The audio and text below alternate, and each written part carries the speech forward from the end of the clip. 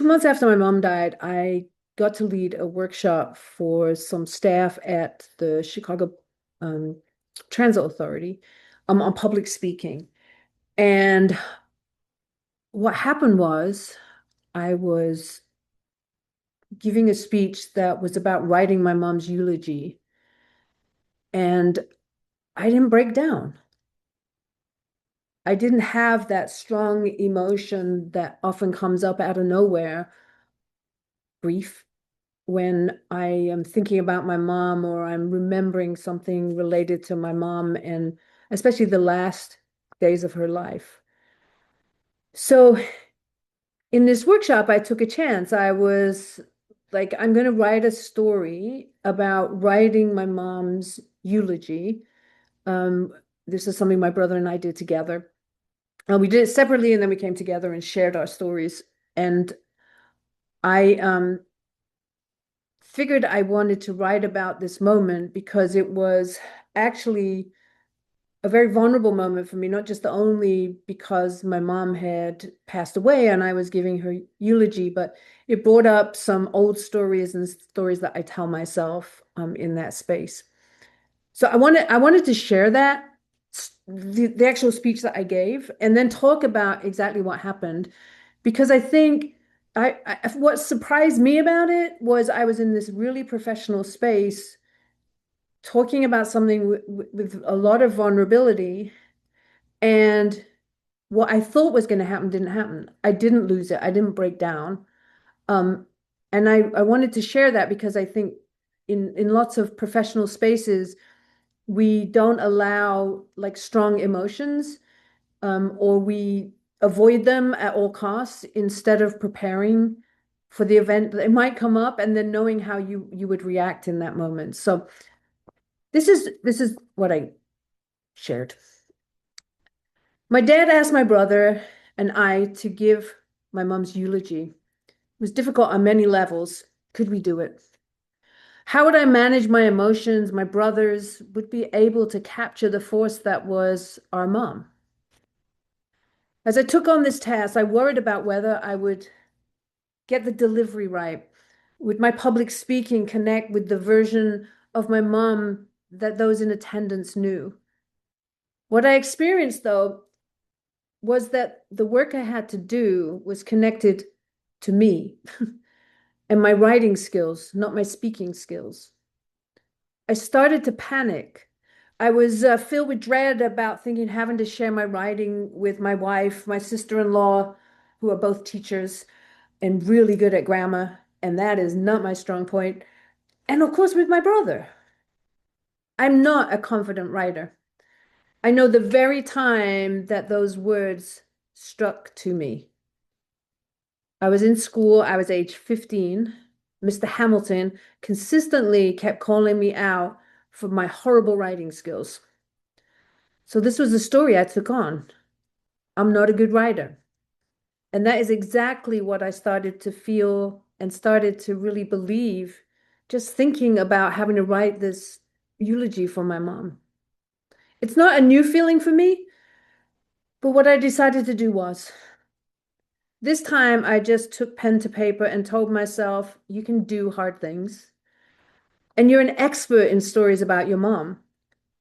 I reminded myself that my mom had taught me how to make people feel seen and heard. Whew, this did not happen during the time I read it last time. So I took a deep breath and wrote from that place. Sharing what I had written with my brother was exciting, emotional, and empowering. We had written about common themes and stories, and we practiced in our childhood kitchen. We cried and we laughed, and then we cried a little bit more. I began to break down that story that I was a bad writer. It was an old story about my writing abilities. I learned the power of owning stories we tell ourselves and choosing to believe something different is not always a comfortable journey, but it is a freeing one. What stories do you carry that no longer serve you? And what would you have to believe differently to choose a new story?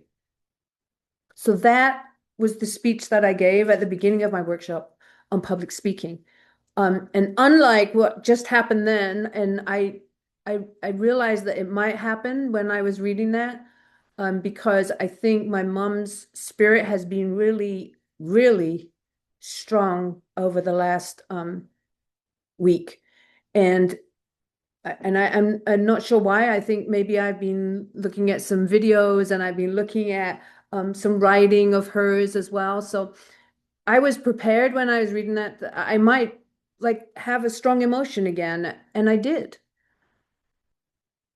But what happened that day was that nothing happened. I just I just gave the speech. And so I think about this in terms of that strong emotions, it doesn't actually run on a schedule that you think it's going to run on. You think strong emotions of grief or loss, you think they're going to come on this sort of set time zone, birthdays, Christmas, holidays, your own birthdays. And they do. Like those strong emotions come up. Like my birthday, I was like, oh, I'm not going to get to speak to her. I'm not going to get to talk to her. And it's 2 years later.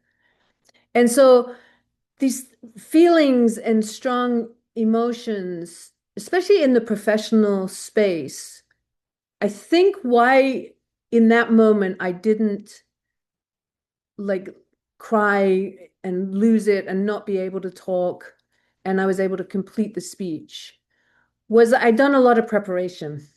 I had thought about it a lot. So I knew that in this workshop, what I wanted to do was to show some vulnerability. So vulnerability about my writing skills, vulnerability about maybe grief and strong emotions might come up because I was talking about writing my mom's eulogy. Um, and I think that preparation to know if those did come up, what would I do?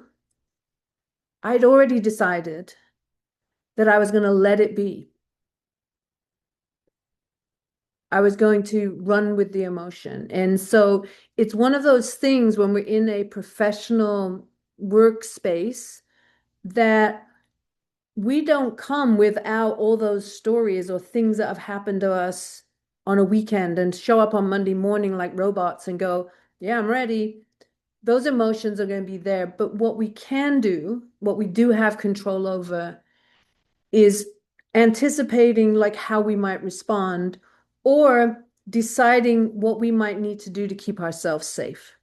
And so one of the things I think I did in this particular situation was make sure that I was writing from a place that was truly authentic to who I was and what I was about, and that I had practiced. Okay, so what if I cry? What would be the impact of that on this professional space that I go and train in a lot? And I decided that the risk was good for me because I want people to know that when I show up to do a training, that what they get is all of me.